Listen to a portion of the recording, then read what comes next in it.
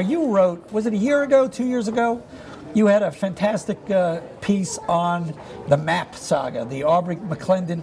Right, he used the shareholders' funds to buy these antique maps. Tell me if I'm getting this wrong. Well, the company, this was casting mind back to the end of 2008.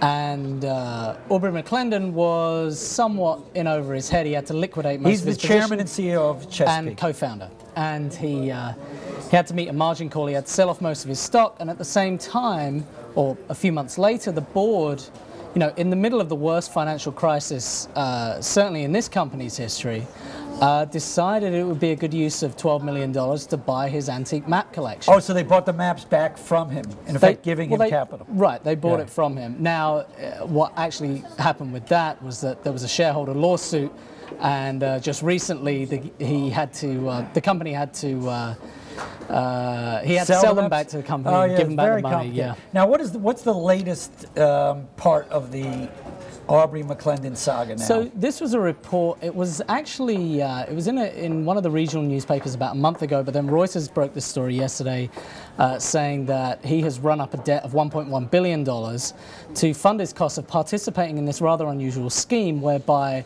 as an executive, he's allowed to take a personal stake in all of the wells that Chesapeake drills, a 2.5% stake. Right. So Chesapeake goes out and they're going to drill XYZ drill. Drill and well. he basically participates as an equity participant individually and in his own right in that drill. Yeah, like another oil company. So he has to fund 2.5% of the drilling costs, but then he also gets 2.5% of the income from the well. And this is totally kosher with the board? Apparently so, and it's been around for a while. It appears that it's pretty unusual in the sector for this to happen, but it was also approved in 2005 by shareholders. So that in itself, I think, is probably not the issue. I think it's more people are worried that he's built up this level of debt and that it's debt with parties which have also participated in finance raisings that the company has done. So there's a lot of, we're not talking about totally arm's length, third party kind of dealings. A lot of these guys, it's like guys who know each other. They're like dealing with one another and all this. And is this happening at the expense of the Chesapeake shareholders? Well, I think here's the issue. I think if this were any other company, it would raise a few questions. People would raise their eyebrows, but you probably wouldn't see the stock drop by up to 10% in a day, which was what happened yesterday when this story broke. But the problem with Chesapeake is there is an existing impression that this company does not have great corporate governance, that minority shareholders aren't necessarily treated that well. You know, you had the maps thing, you had when Aubrey was forced to sell his stake in 2008, that accelerated the stock decline. It dropped by nearly half in the week that he did that. You've had the huge bonus he was paid at the end of 2008. Off its highs by what, 80, 90%? Oh, kind of yeah, something like that. I mean, it's huge.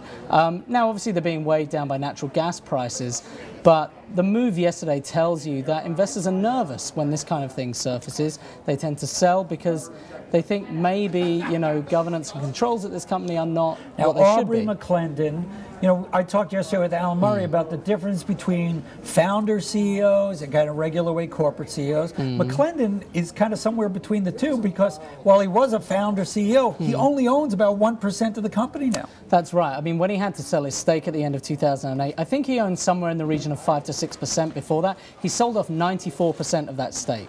So he's now down to 1% or less of the company, according to our reports. So, yeah, I mean, his alignment, curiously enough, his alignment is building up in terms of these 2.5% stakes in the wells, which aren't available, you know, on that basis to other shareholders. But his actual stake in the company is now a lot lower.